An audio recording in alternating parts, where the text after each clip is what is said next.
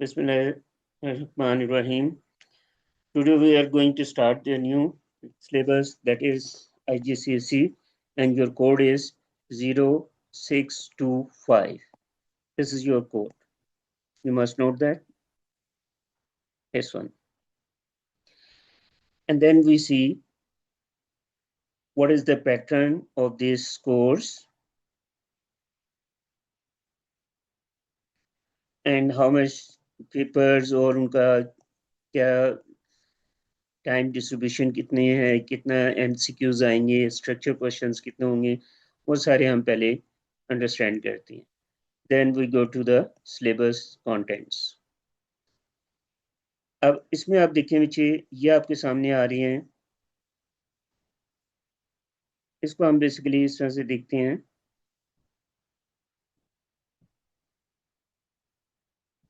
सी, आपका जो पेपर 1 है एमसीक्यूज का जो होगा.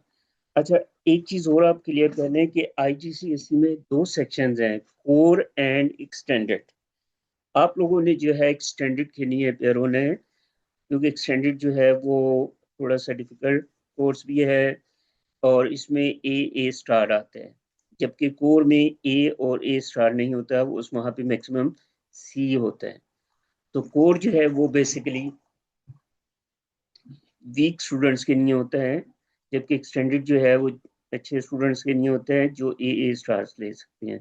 तो हम जो सिलेबस करेंगे वो भी एक्सटेंडेड कोर्स के मुताबिक करेंगे. अब सबसे पहले आप ये देखें कि आपके पास जो थ्योरी का पेपर होगा, एमसीक्यूज का होगा, उसके मुताबिक आपको अपेयर होना है इस पेपर में. Like is this. पेपर 2 जो होगा आपका एमसीक्यूज का होगा, और एमसीक्यूज आपके पास there would be 40 MCQs. You can see this 40 marks and time is 45 minutes. And there would be 4 options for each question. And the weightage for this paper is 30% overall. तो अब आपने इस चीज का ख्याल रखना है कि इसमें आपके पास जिस 45 मिनट्स हैं for 40 MCQs. So there would be not more than 1 minute and 0.25 second for 1 MCQs. तो जो भी MCQs आप अटेम्प्ट करेंगे उनको टाइम आपने 1 मिनट और 25 सेकेंड से ज़्यादा नहीं देना. अगर ये टाइम ज़्यादा होगा तो इसका मतलब है फिर आप टाइम अपना वेस्ट कर रही हैं. आपको मैक्सिमम 1 मिनट देना है एक MCQs का. तो ये पहली टेक्निक है MCQs को आपको अंडरस्टैंड करने का, क्योंकि इसमें बच्चे टाइम फैक्टर जो है बहुत इंपॉर्टेंट है.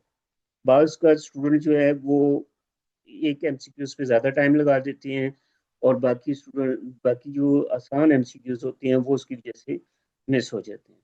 तो इंशाल्लाह ये टेक्निक भी मैं साथ साथ जब हम एमसीक्यूज करेंगे तो मैं साथ साथ आपको एक्सप्लेन कर दूँगा. इसके बाद अपने अपियर होने हैं पेपर 4 में. पेपर 4 जो है वो बेसिकली होगा स्ट्रक्चर क्वेश्चन, थ्योरी क्वेश्चन होंगे, जिसमें शॉर्ट क्वेश्चंस भी होंगे और लॉन्ग भी होंगे.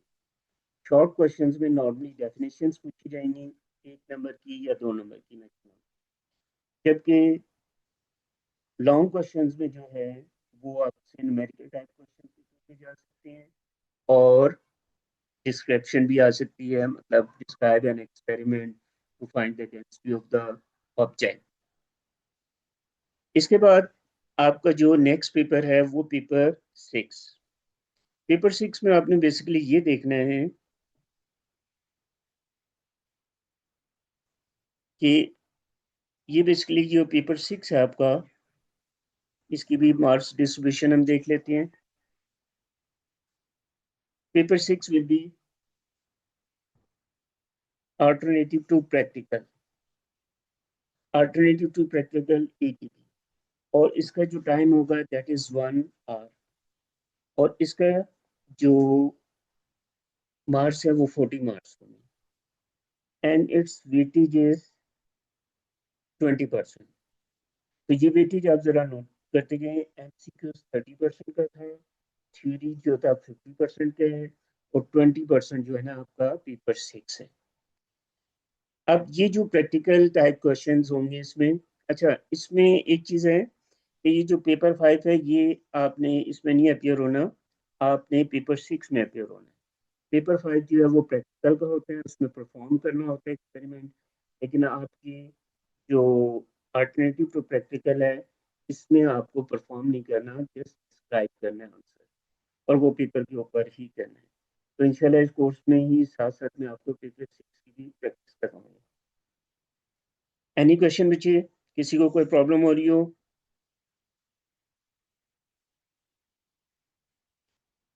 जी बेटा, पेपर 2, पेपर 4 और पेपर 6 के बारे में क्लियर है सबको? Yes, sir. Yes, sir. Okay, very nice. अब हम चलते हैं इसके सिलेबस कंटेंट्स की तरफ। सिलेबस कंटेंट्स में सबसे पहला जो टॉपिक है आपका वो है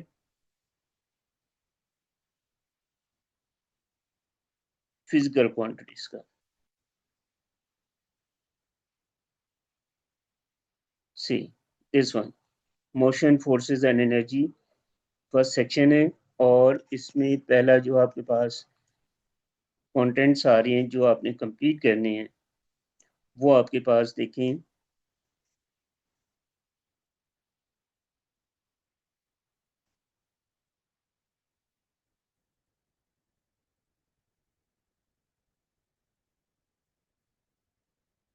इसमें आपके पास सबसे पहला टॉपिक आ गया आपके पास फिजिकल क्वांटिटीज का।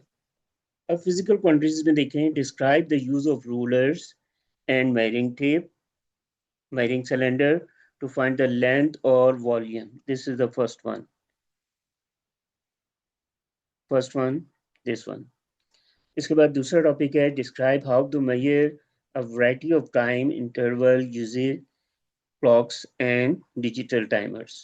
ये आपके पास सेकंड टॉपिक आ गया, मतलब स्टॉप वॉच के बारे में हमने डिस्कस करना है। फिर हम देखेंगे determine an average value for a small distance and for a short interval of time by measuring multiples including the period of oscillation of a pendulum. Third topic would be simple pendulum. इसके बारे में भी हम discuss करेंगे। उसके बाद fourth topic होगा understand that a scalar quantity has magnitude only and that a vector quantity has magnitude and direction. Then know that the following quantities are scalars, and then know that the following quantities are vectors, this one, and determine the calculation or graphically the resultant of two vectors, मतलब addition of vectors के बारे में हम बात करेंगे। तो ये आपके पास टॉपिक होंगे सारे, इनके बारे में हमने डिस्कस करना है वन बाई वन। तो इनको अगर आगे हम देखते हैं, एक मिनट वेट कीजिएगा बच्चे। अब हम सिलेबस की तरफ आ रहे हैं अपने कंटेंट। ये बेसिक कंटेंट्स है जो हमने कंप्लीट करने हैं अकॉर्डिंग टू लेटेस्ट सिलेबस। अच्छा, अब एक चीज़ देख लें कि बस जो पिछले सिलेबस था और पिछले बुक्स थी उसमें दो टॉपिक्स ऐड होते थे, वर्नियर कैलिपर और माइक्रोमीटर स्क्रू गॉज, लेकिन अब ये लेटेस्ट सिलेबस में ये दोनों टॉपिक्स निकल चुके हैं। तो जहाँ पे भी अब आपको वर्नियर कैलिपर और माइक्रोमीटर स्क्रू गेज के क्वेश्चंस नज़र आए या उनके नाम लिखे हुए आ रही हों तो वो क्वेश्चंस आपके सिलेबस में नहीं आएंगे, लेटेस्ट सिलेबस में और लेटेस्ट पेपर्स में। तो ये बच्चे आप नोट डाउन रखिएगा, दोनों डिवाइस के नाम मैं रिपीट कर रहा हूँ, micrometer screw gauge and vernier calliper. हमारे सिलेबस में अब जो डिवाइस रहेगी हैं वो स्टॉप वॉच है, मेजरिंग सिलेंडर है, मेजरिंग टेप है और रूलर्स। इनके बारे में ज़्यादा क्वेश्चंस आने हैं आपके, और सॉरी सिंपल पेंडुलम वो भी आपका डिवाइस है। अच्छा, अब हम देखते हैं पहले टॉपिक की तरफ आ रहे हैं। All of you can see this. जी बेटा, आप सबको नजर आ रहा है ये screen? Yes, Yes, sir. sir. Okay. Yes, sir. इसमें हम सबसे पहले जो टॉपिक स्टार्ट कर रहे हैं वो हमारे पास है length and time. Measuring length, the SI unit for length is metre. आपका जो ऐसे यूनिट आएगा डिस्टेंस को या लेंथ को मेजर करने के लिए, वो है मीटर। तो बेटा आपने अपनी कॉपी और पेंसिल साथ रख लेनी है और ये साथ साथ नोट्स नोट डाउन करते जाएं। इंस्ट्रूमेंट्स, मायरिंग टेप, रूलर और माइक्रोमीटर, स्क्रू गॉज। अब ये जो माइक्रोमीटर स्क्रू गॉज है, ये अभी हम सिलेबस में आ तो गया है आपके इधर, लेकिन आपने इसके बारे में डिटेल नहीं करनी। दिस वन, ये आपने हमने इसके बारे में डिस्कस नहीं करना, हम सिर्फ मायरिंग टेप और रूलर के बारे में डिस्कस करेंगे। तो बच्चे आप लोग ये साथ साथ नोट डाउन करें, मैं आपको 2 मिनट दे रहा हूँ। ये टेबल भी नोट डाउन करें। पहला टेबल, इसमें मायरिंग टेप, मीटर रूल और माइक्रोमीटर स्क्रू गॉज। आपने सिर्फ इसकी फर्स्ट 2, ये जो लाइन है इसको नोट डाउन नहीं करना, जस्ट दिस वन और दिस वन, इनको आप नोट डाउन करें। ठीक है बच्चे, आप लोग जल्दी से इसको नोट डाउन करें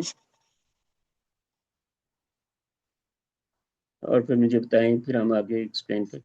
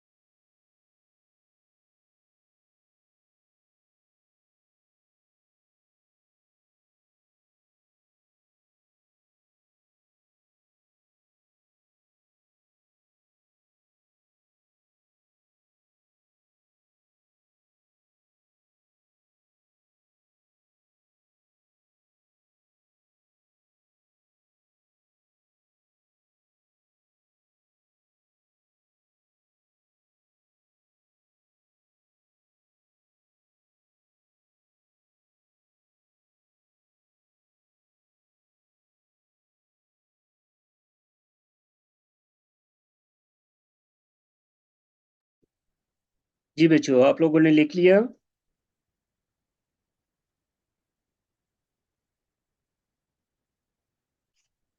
इसमें देखिए, अगर आपके पास मेजरिंग टेप है, तो मेजरिंग टेप बेसिकली किसके लिए यूज होगा?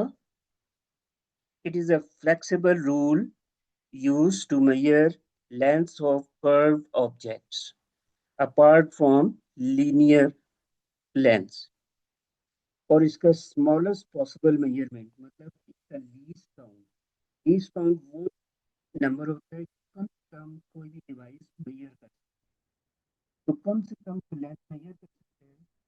मेरी टेप वो है 1 मिलीमीटर और 0.1 सेंटीमीटर। अच्छा, यहाँ पे इसने यूज किया है कर्व शब्द। ओके, कर्व ऑब्जेक्ट का मतलब ये है कि आपका लाइक इसकी लेंथ आपने पाई, तो आपके पास रूल है और एक पेन है, मतलब